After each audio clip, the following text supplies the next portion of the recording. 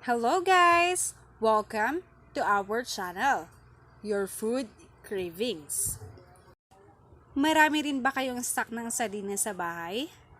Gusto nyo ba na maiba naman ang lutuin gamit ang sardinas? Tara, samahan nyo kami. Magluto tayo ng Dynamite Sardines. Ito ang mga ingredients.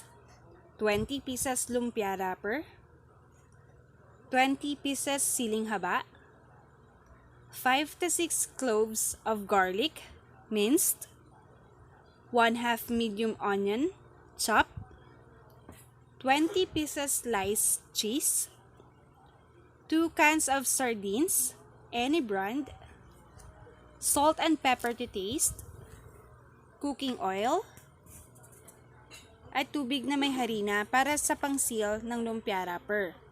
Ito ay optional. Maaari ring gumamit ng tubig na lamang. Ang kompletong listahan ng mga ingredients ay makikita sa dulo ng videong ito. Una nating gagawin ay ihanda ang siling haba. Hiwain ito at tanggalin ang mga nasa loob. Pwede nyo rin itong ibabad sa tubig kung gusto nyo ng hindi gaanong maanghang. Pero dahil mahilig kami sa maanghang, ay hindi na namin ito ibababad. Maaari din kayong gumamit ng hand shield or gloves para hindi naman maanghangan yung kamay ninyo.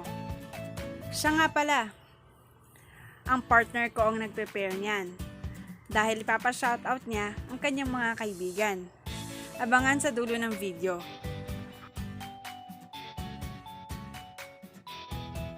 Next, i-prepare naman natin yung filling ng dynamite.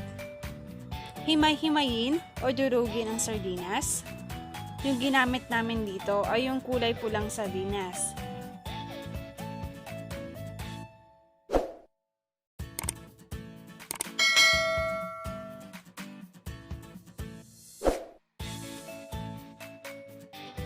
Sunod naman ihalo ang sibuyas, bawang, asin,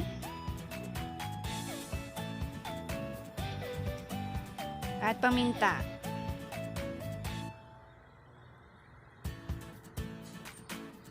Haluin ito ng mabuti.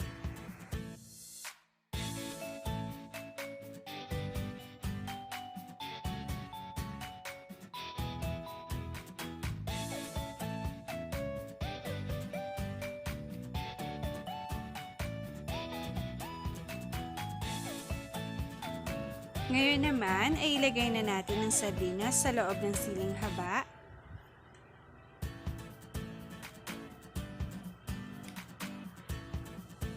At ang sliced cheese.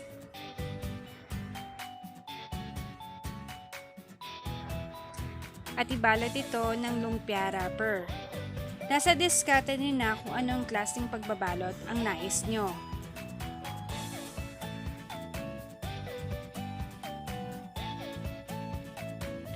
At isil ito ng gusto.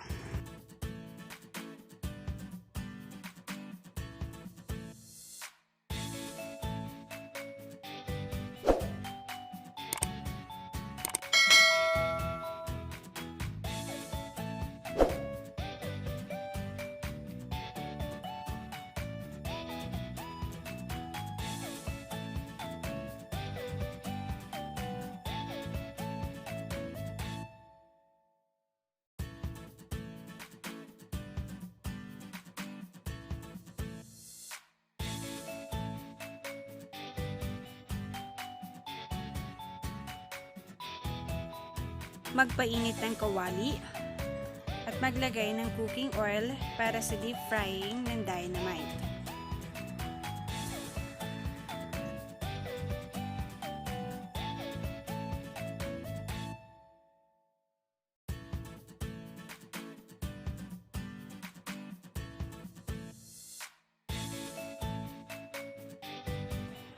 Hintayin itong maluto. Sinet ito sa low heat dahil mabilis itong masunog.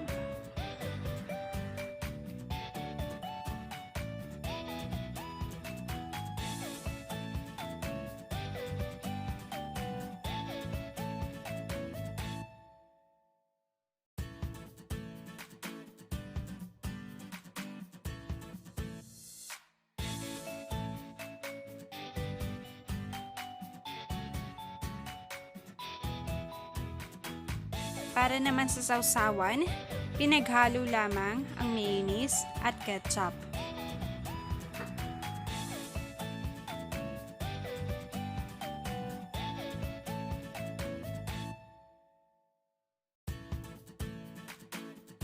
Maraming salamat sa panonood hanggang sa dulo. Tulad nga ng ipinangako, shoutout po kay Marlon Baconga, Lumara Tambuon, Paul Fernando, sa tita ko na si Jeanette Soliano Pascual, sa mama ko na si Gina Urian, at kay Justin May Carbos. Maraming salamat sa pagsuporta simula ng umpisa.